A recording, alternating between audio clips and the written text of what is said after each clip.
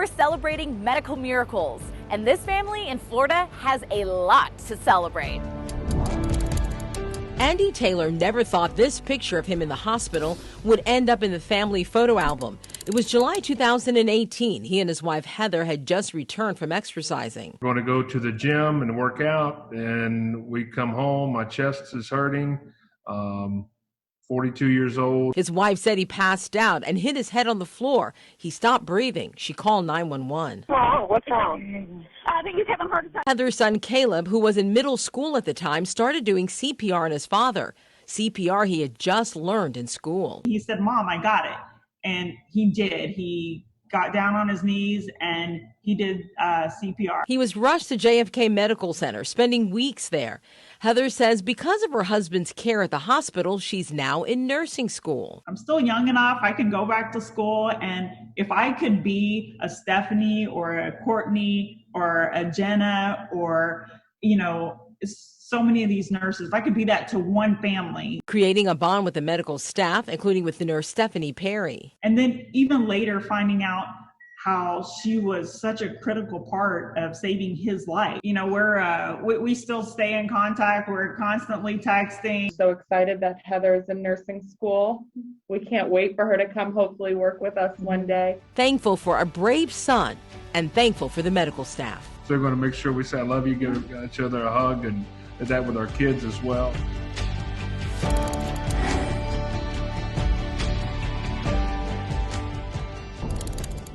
At 12 years old, Avery Cawley had a hysterectomy, losing the entire left side of her reproductive organs. I had a bicornuate uterus, and it was shaped like a heart, and my left side was not draining when I had my tub in the bunt. This means getting pregnant in the future might be a challenge, but that was not her parents, Jason and Mandy's, concern 10 years ago. I'll tell you, I was more worried about Avery right now. Avery has a health problem right now. Fast forward a decade, Cawley has a miscarriage last January, but gave birth 1 year later to Cohen and wanted to thank Dr. Wright Bates, although he no longer was practicing in Alabama, but in Temple at Baylor Scott and White, and it became a mission to surprise him.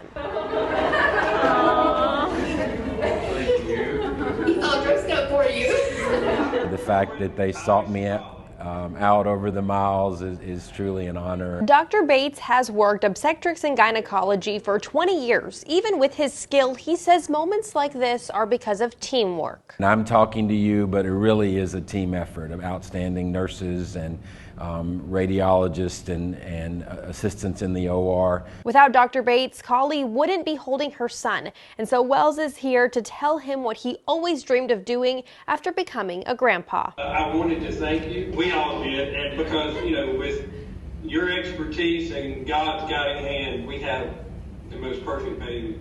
Tears of joy are coming from Mom as she begins a new chapter she never thought she'd get to start. They didn't think was going to happen or didn't think was possible, really. And now when I look at him all the time and I just, want to cry because he really shouldn't be here. He's a miracle for sure.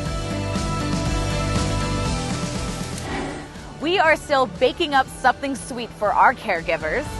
For me, being in the kitchen, having that time is my therapy. So Missy, is it your spoonful of sugar? Yes, yes, yes it is. It's good to know.